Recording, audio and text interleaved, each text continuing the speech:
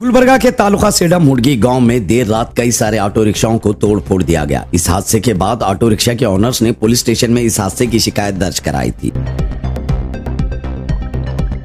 इस हादसे के बाद दूसरे दिन देर रात मल्लू तलकुर नामी रौडी शीटर ने कंप्लेंट दर्ज कराए हुए सभी ऑटो ड्राइवर्स को तेज धार हथियार से हमला कर फरार हो गया। ये वही मल्लू तलकुर है जिसने एक दिन पहले ऑटो रिक्शाओं को तोड़ फोड़ दिया था। इस हादसे में 7 से 8 ऑटो ड्राइवर्स बुरी तरह घायल हो गए हैं और इन सभी को गवर्नमेंट ट्रोमा केयर हॉस्पिटल में भर्ती कराया गया है। इस हादसे के बाद दलित सेना के Ashraf Ali government trauma care hospital पहुंचे और जख्मी हुए ऑटो ड्राइवर्स के साथ बात की और बताया कि ऑटो ड्राइवर्स की कंप्लेंट के बाद हमला करने वालों के खिलाफ सख्त एक्शन लिया जाता तो यह हादसा नहीं होता। अशरफ अली ने गुलबर्गा डिस्ट्रिक्ट के सुपरिटेंडेंट ऑफ पुलिस से अपील की है कि ऑटो ड्राइवर्स पर हमला करने वालों के खिलाफ सख्त एक्शन लिया जाए और इस पूरे मामले की जांच की जाए। अस्सलाम वालेकुम, जय भीम, जय टिप्पू सुल्तान। 2 दिन पहले सेडम तालुका हुड़गी विलेज में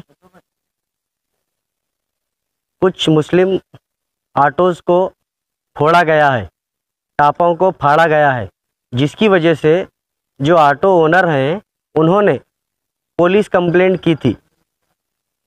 तो ये किसने फाड़ा है उसकी इंक्वायरी कर कर उनको सज़ा देने का काम करने के लिए ये लोग कानून को अपने हाथ में ना लेते हुए पुलिस कंप्लेंट किए।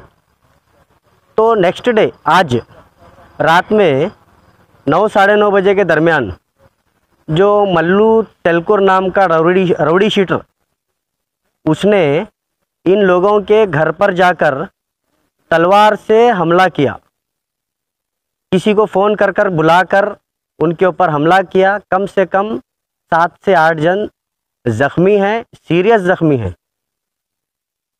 बहुत सारे 3 से 4 लोगों के ऊपर सर पर अटैक हुआ है। 10-12 टाके एक पर्सन के ऊपर लगे हैं। किसी को कमर में वार है, किसी को कंधे पर वार है। तो मैं पुलिस डिपार्टमेंट को रिस्पॉन्सिबल ठहराना चाहता हूँ इस इंसिडेंट के लिए, क्योंकि जब इनके ऊपर हमला हुआ है, इनके प्रॉपर्टी को डैमेज किया गया, तब वो लोग कानून को हाथ में ना लेते हुए पुलिस डिपार्टमेंट को जाकर कंप्लेंट करें। अगर पुलिस डिपार्टमेंट उन पर कार्रवाई करता तो आज ये इंसिडेंट नहीं होता था। मैं जहाँ तक समझता हूँ ये जो इंसिडेंट हुआ है उसकी पूरी रिस्पॉन्सिबिलिटी पुलिस डिपार्टमेंट की है।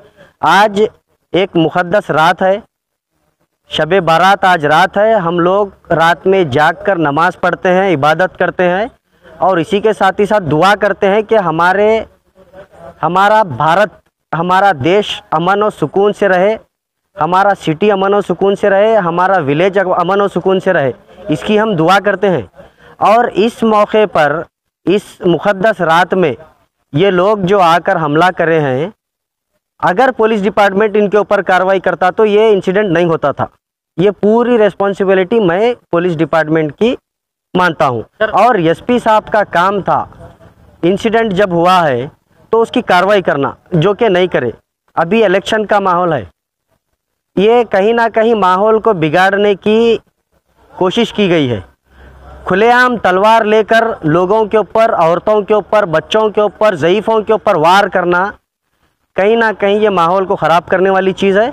और हम ये जो भी लोग इन्वॉल्व हैं इसके अंदर, हम पुलिस डिपार्टमेंट से और एसपी साहब से रिक्वेस्ट कर रहे हैं। अभी तक तो आप एक्शन नहीं लिए थे, लेकिन अब सीरियस एक्शन अगर नहीं लेंगे तो हम एसपी साहब के ऑफिस का घेराव करेंगे और इनको हम इंसाफ दिलाए तक छोड़ेंगे नहीं। सर, ये ऑटो फोड़ने की वजह क्या है? और साथ साथ नहीं, ये 100% माहौल ख़राब करने का काम है। अगर ये माहौल ख़राब करने का काम नहीं होता तो टारगेट कर कर मुस्लिम ही के ऑटो को क्यों फोड़े? सोचने की बात है ये। और नेक्स्ट डे 2 दिन के बाद आज एक मुक़द्दस रात है, उस रात में हमला करना मुसलमानों के ऊपर, कहीं ना कहीं ये माहौल ख़राब करने की हरकत की गई है। पुलिस डिपार्टमेंट को इसको संगीन लेकर इमीडिएट कार्रवाई करना चाहिए। अगर पुलिस डिपार्टमेंट नहीं करेगा तो दलित सेना संगठन की तरफ से हम एसपी ऑफिस का घेराव करेंगे और हम लीगल ओपिनियन जो है हमारे श्री हनुमंत जी एलसंगी सर, उसके ऊपर फोकस कर कर इनको सलाखों के पीछे भेजने का काम करेंगे। ये जो आज हम आकर देख रहे हैं यहाँ पर, हमारे राज्य अध्यक्ष श्री हनुमंत जी एलसंगी सर के नेतृत्व में आकर हम यहाँ पर देखे हैं और इनके साथ हम रहते हैं। हम इनके साथ रहकर इनको इंसाफ दिलाने का काम करेंगे।